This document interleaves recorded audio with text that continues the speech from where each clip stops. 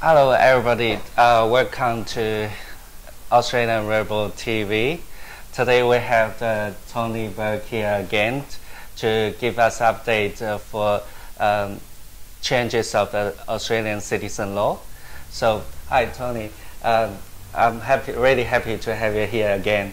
No, and I'm really glad to be back both with you and with the Rainbow TV audience to be able to talk about what's happening with Australian citizenship. Yeah, and after last interview, a lot of audience and friends of mine asked me about the latest update for this change. So can you give us like a latest update for this change? Well, can I tell you, in the first place, your viewers have been making a difference.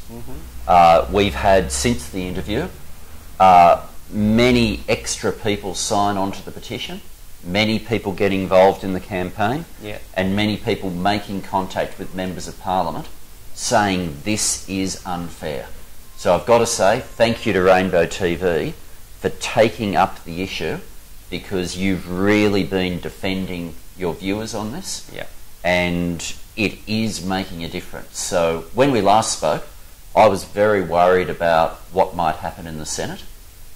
Now, I'm always a bit worried about these things, but I'm much more confident than I was. And I think a lot of that changed after our last interview. So on Tuesday, the 18th of October, the Senate will be debating and voting on this issue.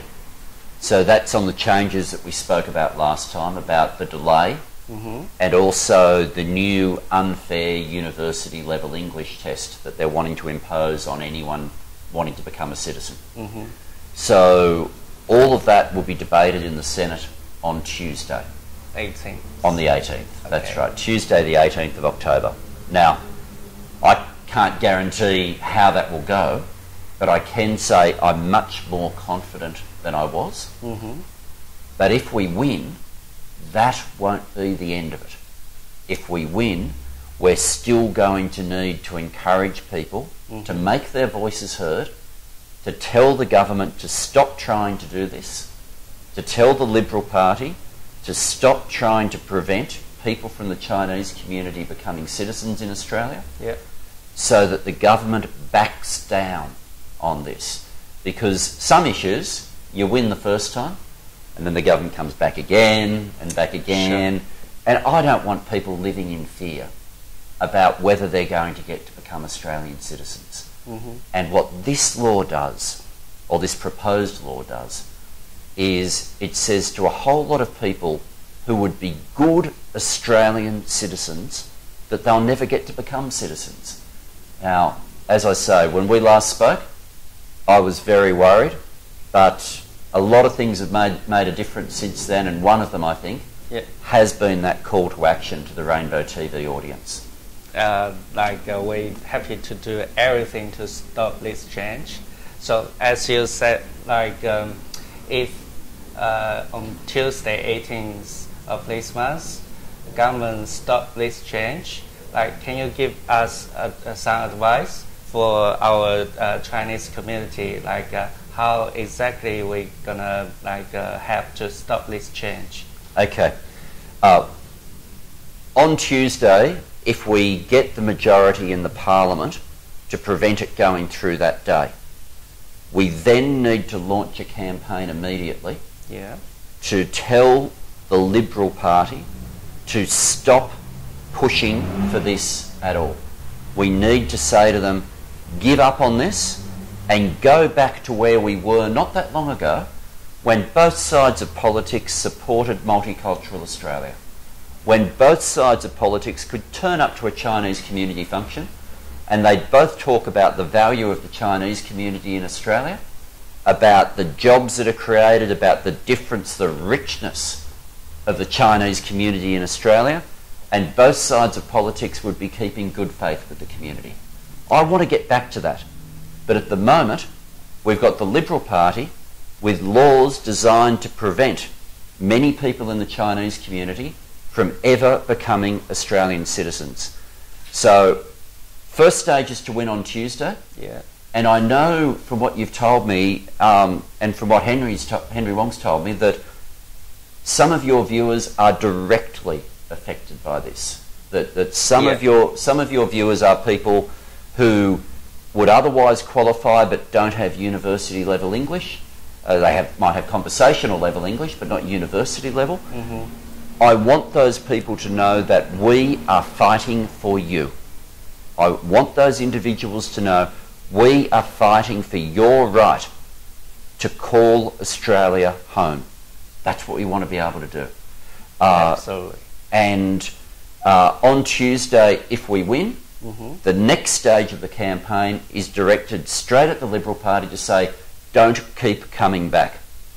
Don't keep trying to do this. If they drop it, we will welcome the Liberal Party back into a bipartisan attitude with Labor that we all support multicultural Australia. Sure. But they have to stop with policies that are directly aimed at preventing people from becoming Australian citizens. Now, I'm not sure if I mentioned this last time we spoke, but here's an example that when I mention it to most people, they're horrified. Not everybody will have to have university level English. No. If you come from China, under what the government's proposing, and you're a permanent resident, you will need university level English. But if you come from the United States, you won't need to have university level English. Now, we haven't had that sort of double standard since the White Australia policy. Okay. I do not want us going back to those sorts of principles, and that's what the Parliament's voting on Tuesday. So we have to do two things.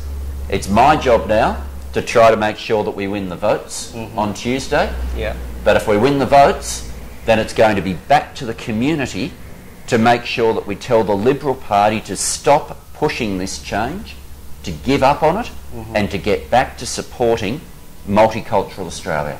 Yeah. All right. Speaking of this English test, like new policy, like a lot of people or Chinese people, they always ask me like most annoying thing is this English test. Yes. Like what do you think after we win on Tuesday?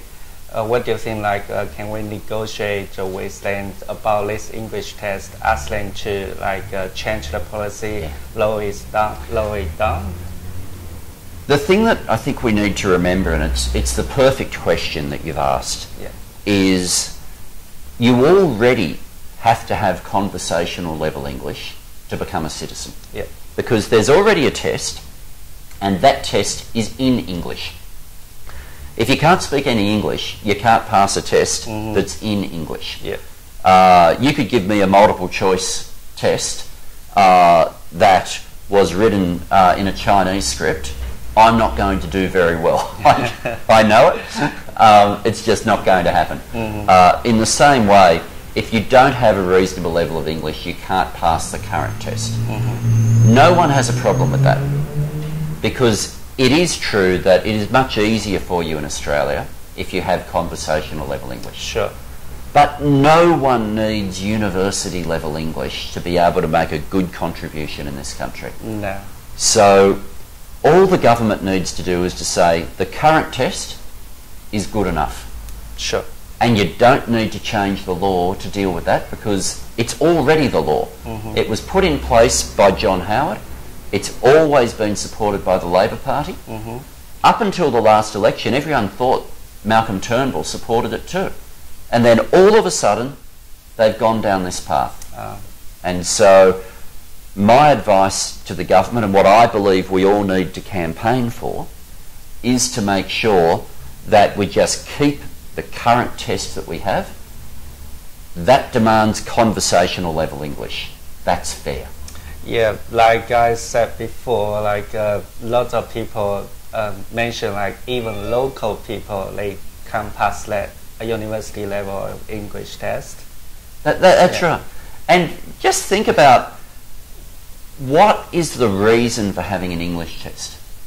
Now, the reason for having any sort of a test is to try to make sure that people have the best opportunity to participate in the country.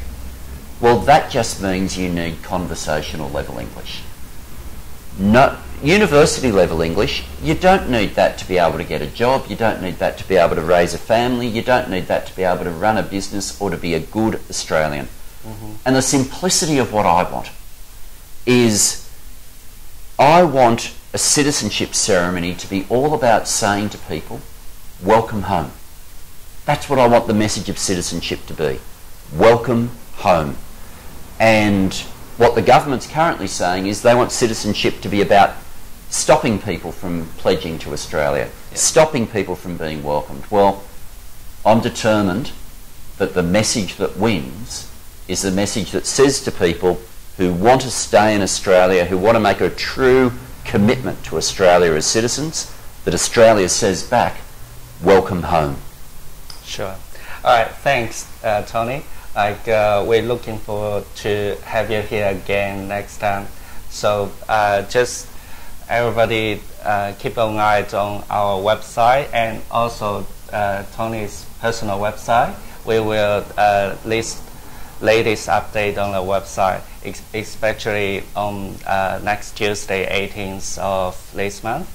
So thanks again to have you here again. Wonderful to be back at Rainbow TV. All right, thank you.